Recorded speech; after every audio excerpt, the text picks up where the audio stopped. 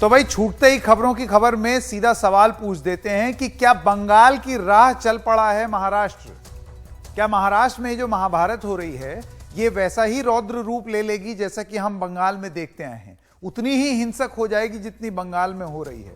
क्योंकि आज जिस तरीके की हमने स्थिति देखी राजनीतिक दलों में और जिस तरीके की बयानबाजी और बातें हो रही थी, ये तो बिल्कुल बंगाल वाला हाल था कि जिस तरीके से बंगाल में चुनाव से पहले हो रहा था वैसी कुछ स्थिति क्या यहां पर भी बन रही है? आइए आपको ये बता दें आज दिन भर हुआ क्या। नारायण राणे को गिरफ्तार किया गया। राणे के विवादित बयान पर एफआईआर हुई। नासिक में हुई, पुणे में हुई, महाड में हुई, ठाणे में हुई, 4 जगह एफआईआर हो गई उनके खिलाफ। मुंबई में शिवसैनिक और बीजेपी समर्थक जो हैं वो भिड़ गए। राणे के घर के सामने एक दूसरे पर पत्थरबाजी भी हुई जिसकी तस्वीरें सब लोग दिन भर से देख रहे हैं। नासिक के बीजेपी दफ्तर में भी तोड़फोड़ हुई। नासिक के शिवसेना कार्यालय में भी तोड़फोड़ हुई। तो ऐसा नहीं है कि हिंसा एक ही तरफ से हुई है, दोनों तरफ से हुई है। शिवसेना बीजेपी कार्यकर्ता आपस में भिड़े, पथराव हुआ, पुलिस का लाठीचार्ज हुआ। महाराष्ट्र के कई शहरों में राणे के खिलाफ प्रदर्शन हुए। गिरफ्तारी को संवैधानिक मूल्यों का हनन बताया किसने? जेपी नड्डा, जो कि अध्यक्ष हैं भारतीय जनता पार्टी के। इस तरह की कार्रवाई से न दबेंगे न डरेंगे, ये जेपी नड्डा ने कहा है। उधर शिवसेना ने नारायण राणे को मंत्री पद से हटाने की भी मांग की है। नारायण राणे ने कहा क्या था, दरअसल आपको वो बताते हैं। अब नारायण राणे का जो विवादित बयान था मराठी में था, तो उसको हमने उसका तर्जुमा कर दिया है, ट्रांसलेट कर दिया। फुल फ्रेम जाते हैं ताकि आपको ढंग से दिखाई दे कि स्क्रीन पे क्या लिखा है। उन्होंने बोला था, उस दिन पीछे मुड़कर पूछ रहे थे, उस दिन मतलब आजादी के दिन 15 अगस्त, कि आजाद होकर हमें कितना साल हो चुका है। अरे ऐसे कैसे नहीं पता? मैं होता तो उन्हें वहीं थप्पड़ मारता। देश को आजाद होकर कितना समय हुआ वो इन्हें नहीं पता। तो यह उनका बयान था। इस बयान से नाराज हुए शिवसैनिक और इसी वजह से सब पत्थरबाजी हुई जो आपने महाराष्ट्र में देखी। तो ये सारी चीजें हैं जो आज चल रही हैं। और उसके बाद नारायण राणे के भी बयान आए हैं जब ये हुआ। तो जो बड़े सवाल हैं आइए आपको वो दिखाते हैं। सवाल नंबर 1, क्या केंद्रीय मंत्री को इस तरह की बयानबाजी करनी चाहिए जैसा उन्होंने कहा, क्योंकि गलत बयान है? दूसरा सवाल, क्या नारायण राणे के बयान का बचाव करना ठीक है? तीसरा सवाल, बयान के विरोध में हिंसा क्यों हुई? और चौथा सवाल, क्या लोकतंत्र में विरोध का मतलब पत्थरबाजी है? ये सब सवाल हैं जो कि पूछे जाएंगे। पहले स्वागत करना चाहता हूं निरंजन शेट्टी का। निरंजन शेट्टी, आपका बहुत बहुत स्वागत है। इसमें जो कुछ सवाल है वो प्रमुख रूप से आप ही की राजनीतिक दल से हैं। जो सबसे पहला सवाल है वो यही है कि क्या एक केंद्रीय मंत्री को इस तरीके का बयान देना शोभा देता है क्या, कि थप्पड़ मारता और ये करता? ये किस तरीके की भाषा है? केंद्रीय मंत्री हैं भाई, वो सेंट्रल मिनिस्टर। संकेत जी, थोड़े समय पहले मैंने जब आपसे वार्तालाप की थी इसी चैनल पर, मैंने कहा कि इस प्रकार की जो भाषा है निश्चित ही वो कोई भी हमारी भारतीय जनता पार्टी के लोग इसको एक्सेप्ट नहीं करते हैं। और इसके लिए हमारे राष्ट्रीय अध्यक्ष जी ने भी कहा, स्टेट के अध्यक्ष जी ने भी कहा। लेकिन ये बात कहने के पश्चात भी मैं ये कहना चाहूँगा कि वो जिस मूल जगह से आए हैं वो उनको हम ठाकरे शैली के माध्यम से हम सभी लोग जानते थे। जब वो शिवसेना में थे इस प्रकार की भाषा का उपयोग करते थे। तो कहीं ना कहीं मुझे लगता है कि अब वो भारतीय जनता पार्टी में आए हैं तो समय के साथ उनको भी शायद बदलना होगा, उनको समझना होगा कि किस प्रकार की भाषा उन्होंने अपने बातों में करनी चाहिए। अब बात कहती है कि जिस वक्त उन्होंने ये घटना, जिस वक्तव्य का आपको बता दूं कि जो वक्तव्य है अगर आप देखेंगे तो उद्धव ठाकरे जी ने इसी दशहरा रैली में इस प्रकार की बात की भाषा और थप्पड़ मारने की भाषा ये भी कही थी। अगर मैं वो क्लिपिंग अब मेरे पास नहीं है, कुछ दिनों के पश्चात आपको शेयर करूंगा। अगर वो बताएंगे तो खुद क्या उद्धव ठाकरे जी स्वयं के ऊपर ही कार्रवाई करेंगे? एक मुख्यमंत्री रहते हुए दशहरा रैली में उन्होंने भी इस प्रकार की थप्पड़ की भाषा की है। तो क्या ये संवैधानिक पद पर रहकर इस प्रकार की बात करना क्या उनको शोभा देता है? हम लोगों ने कू ऐप पर एक सवाल दर्शकों से भी पूछने के लिए, वो आपसे कुछ पूछना चाहते थे। तो एक सवाल जो हमने कू ऐप पर रिलीज किया वो है कि क्या राजनीतिक हिंसा को कभी उचित ठहराया जा सकता है? अब इस पर एक दर्शक का सवाल है, आइए वो देख लेते हैं जरा स्क्रीन पर। तो ये वीर.s हैं, जिन्होंने लिखा है राजनीतिक हिंसा न कभी उचित थी न कभी उचित होगी, इससे फायदा किसका?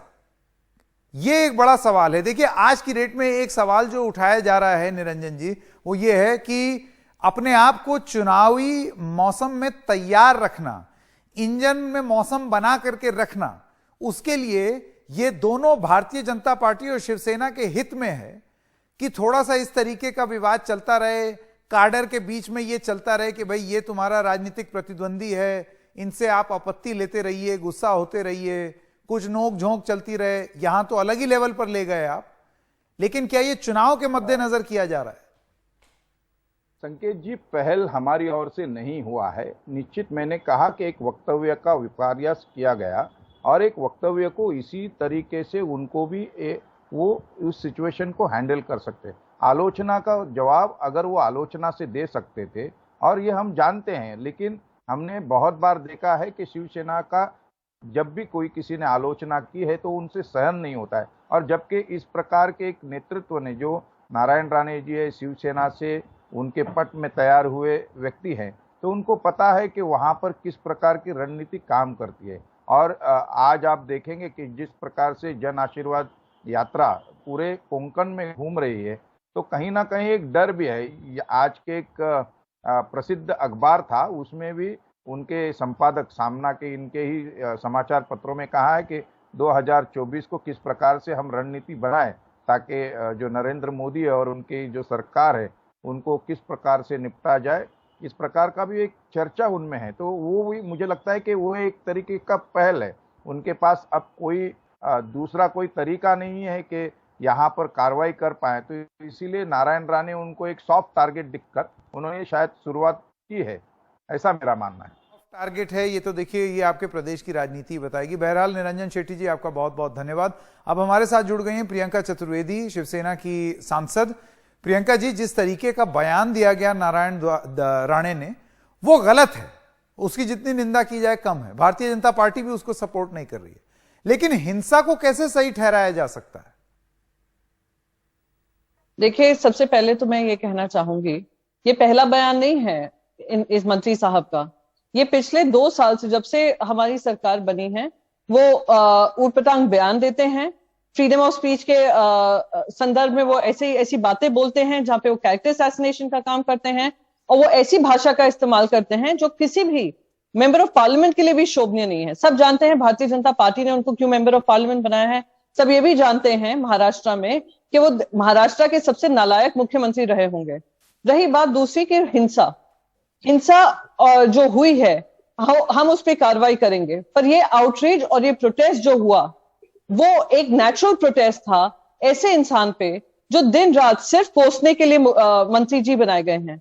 और अगर लॉ को हम फॉलो कर रहे हैं, जहां पे protest is a legitimate way in a democracy, हमने प्रोटेस्ट किया, हिंसा जहां हुई है उस पर कार्रवाई करेंगे, किसी को बख्शा नहीं जाएगा। पर बात रही अगर उल्टा सीधा बयानबाजी करेंगे तो उनको भी बख्शा नहीं जाएगा। तो आज वो हमने महाराष्ट्र ने जो न्यू इंडिया के जो मंत्री बने हैं, जो कहते हैं हम आम आदमी नहीं है, हम तो मंत्री हैं, तो महाराष्ट्र ने दिखाया है कि सरकार के ऊपर और लॉ एंड ऑर्डर के ऊपर कुछ नहीं है। प्रियंका जी, बीजेपी के प्रवक्ताओं और मंत्रियों से जब मैंने सवाल पूछा तो उन्होंने कहा कि शिवसेना भी कोई दूध की धुली नहीं है। दशहरे की स्पीच में उद्धव ठाकरे ने भी भड़काऊ भाषण दिए हैं, तो नारायण राणे ने भी उसी शैली में जवाब दिया है। अब आपकी क्या राय रहेगी इस पर? दशहरा में कुछ भाषा का इस्तेमाल होता है, उसका जस्टिफिकेशन नारायण राणे की रोज की बदतमीजी से होता है। और आज तक मैं आपको कहती हूं, पता नहीं शायद आपने संकेत जी सुने हैं कि नहीं कोई भाषण, कि आप जो भारतीय जनता पार्टी के प्रवक्ता बोल रहे हैं उसको उदाहरण बनाकर मुझसे सवाल पूछ रहे हैं। आप खुद ही सुनिएगा, आप उनके हर दशहरा रैली के स्पीचेस को आप सुनिएगा और आप कहिएगा कि वो इश्यू बेस्ड अटैक करते हैं या इंडिविजुअल अटैक करते हैं।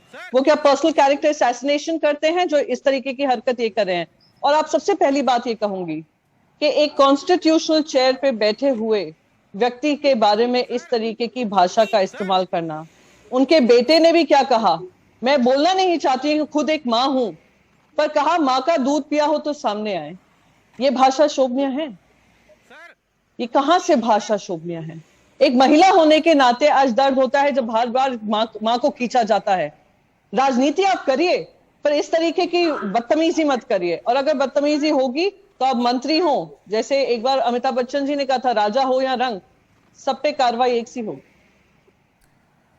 बिल्कुल, फिर इस तरीके के बयानबाजियां भी ना हों। लेकिन प्रियंका जी, क्या आपको लगता है कि ये महज राजनीति चमकाने का एक प्रयास बनकर रह जाएगा? आप जानती हैं कि चुनाव नजदीक आ रहे हैं, मुंबई में भी चुनाव आने वाले हैं। चाहे भाजपा की तरफ से वो बयान हो या शिवसेना की तरफ से बात हो या मारपीट हो, आपको लगता है कि ये काडर को मोबिलाइज करने की एक कोशिश है? आप दोनों ही अपना अपना गेम खेल रहे हैं। एक तो मैं क्लियरली कह दूं यहाँ पर संकेत जी, नारायण राणे जी का कोई इम्पैक्ट ना मुंबई में है ना महाराष्ट्र में है। उनके बारे में कहना कि उनकी वजह से हम अपनी राजनीति चमका रहे हैं तो थोड़ा हास्यास्पद है। रही बात जो आप कह रहे हैं कि हमें इनकी जरूरत है राजनीति अपनी चमकाने की, कोई जरूरत नहीं है। पिछले 1.5 साल से आप खुद काफी कवर कर रहे थे सुशांत सिंह राजपूत की डेथ के बारे में। किस तरीके की भाषा का इस्तेमाल हमारे मंत्री, हमारे environment minister and tourism minister के ऊपर, इनके सुपुत्र नारायण राणे के सुपुत्र, और वो खुद प्रेस कॉन्फ्रेंसेस करते थे, बेबुनियाद आरोप लगाते थे, इतने पर्सनल कैरेक्टर असैसिनेशन करते थे, दूसरों को खींचते थे और फॉल्स नैरेटिव और फॉल्स स्टोरीज करते थे। फिर भी हमने कुछ नहीं कहा, मुख्यमंत्री साहब ने कुछ नहीं कहा, मंत्री साहब ने कुछ नहीं कहा, करते रहे। जनता ने उनको दिखाया कि कहां पे वो खड़े हैं, कहां पे हम खड़े हैं। पर इस तरीके से अगर आप भड़काऊ काम करते हैं कि आप अपना जन आशीर्वाद यात्रा करें, आप जनता की बात करिए, क्योंकि इनके पास जनता का मुद्दा नहीं है। महाराष्ट्र से किसी तरीके से अब ये जुड़े नहीं है। महाराष्ट्र से इतनी घृणा हो गई है क्योंकि महाराष्ट्र ने इनके मॉडल को रिजेक्ट किया है। महाराष्ट्र की जनता पे इतना क्रोध है कि उनका अपमान करने के लिए ये लोग आतुर रहते हैं। तो ये काम जो भारतीय जनता पार्टी ने किया है, उनको आत्मचिंतन करना चाहिए। महाराष्ट्र की जनता देख रही है, सत्ता में न रहने के बाद महाराष्ट्र के ऊपर जो टीका टिप्पणी हो रही है, महाराष्ट्र की जनता, महाराष्ट्र के लोकप्रिय नेता के ऊपर, मुख्यमंत्री के ऊपर इस तरीके की भाषा का इस्तेमाल हो रहा है, कहीं ना कहीं इनको लगता है कि इनकी राजनीति कहीं चमक जाएगी। वो नहीं चमकने से बहुत दूर रही। ठीक है, प्रियंका चतुर्वेदी जी, आपका एनडीटीवी से बात करने के लिए बहुत बहुत धन्यवाद। एक छोटे से ब्रेक के लिए रुक रहे हैं। ब्रेक के बाद जब आएंगे तो कू ऐप पर हमने सवाल पूछा है। सवाल है, महाराष्ट्र की महाभारत के लिए जिम्मेदार कौन, शिवसेना या भाजपा या दोनों? ये पोल हमने किया है। कू ऐप पर जो भारतीय हैं वो क्या समझते हैं, वो हम आपको बताएंगे एक ब्रेक के बाद।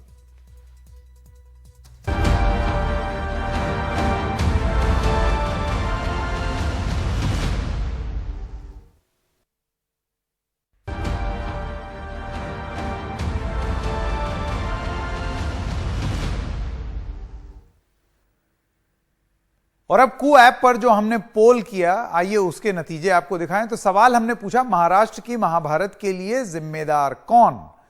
22% लोग कहते हैं बीजेपी, 58% लोग कहते हैं शिवसेना और 19% लोग, 19% लोग कहते हैं कि दोनों जिम्मेदार हैं। आपको क्या लगता है? आप भी इस पोल में भाग ले सकते हैं। खबरें जारी रहेंगी एनडीटीवी इंडिया पर।